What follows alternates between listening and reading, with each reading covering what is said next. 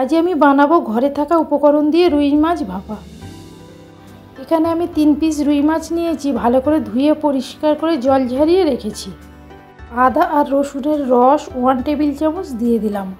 সাথে অল্প একটু হলুদের গুঁড়ো আর পরিমাণ মতো নুন দিয়ে হাতের সাহায্যে ভালো করে মাখিয়ে নেব। এখানে একটা পাত্র নিয়েছি, 1 টেবিল চামচ কালো সর্ষে আর 1 টেবিল চামচ সাদা সর্ষে দিয়ে জলে বেশ কিছুক্ষণ ভিজিয়ে রাখবো। কিছুক্ষণ পরে জলটাকে ঝারিয়ে নিয়েছি, তাতে 2 টেবিল চামচ পোস্তর দানা দিয়ে দিলাম। সাথে 2টো কাঁচা লঙ্কা দিয়ে দিলাম। এটাকে পেস্ট বানিয়ে নেব।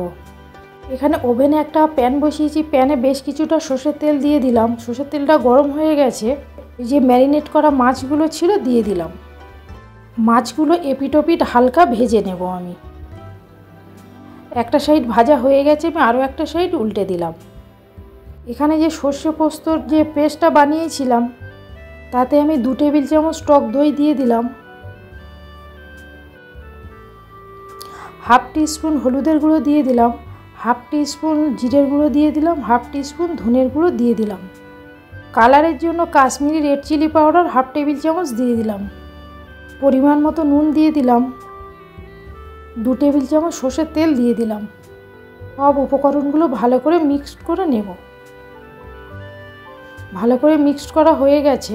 এখানে আমি একটা টিফিন বক্স নিয়ে নিলাম, কিছুটা মশলা দিয়ে দিলাম। এবারে মশলার উপরে ওই মাছগুলো দিয়ে দেব। মাছগুলো এমনভাবে দেবেন যাতে ভেঙে না যায়। বাকি মশলাগুলো মাছের উপরে দিয়ে দিলাম। যে বাটিতে মশলা মাখিয়েছিলাম ওতে একটু জল দিয়ে, অল্প একটু জল আমি এখানে দিয়ে দিলাম। সাথে 2টো কাঁচা লঙ্কা আর অল্প একটু সর্ষের তেল দিয়ে দেব উপর থেকে। যে যেমন ঝাল খাবেন সেই অনুযায়ী লঙ্কা এখানে ব্যবহার করবেন। টিফিন বক্সের ঢাকাটা বন্ধ করে দিলাম। ওভেনে একটা কড়া বসিয়েছি, কড়ায় বেশ কিছুটা জল দিয়ে দিলাম। জলের উপরে একটা স্ট্যান্ড দিয়ে দিলাম। স্ট্যান্ডের উপরে টিফিন বক্সটা বসিয়ে দেব। দিয়ে 5 মিনিট গ্যাসটা জোরে দেব। বাকি 10 মিনিট মিডিয়াম আঁচে আমি রান্না করে নেব। 15 মিনিট হয়ে গেছে, দেখুন আমার রুই ভাপা রেডি হয়ে গেছে। কত সুন্দর কালার এসেছে, কত সুস্বাদু খেতে হয়েছে।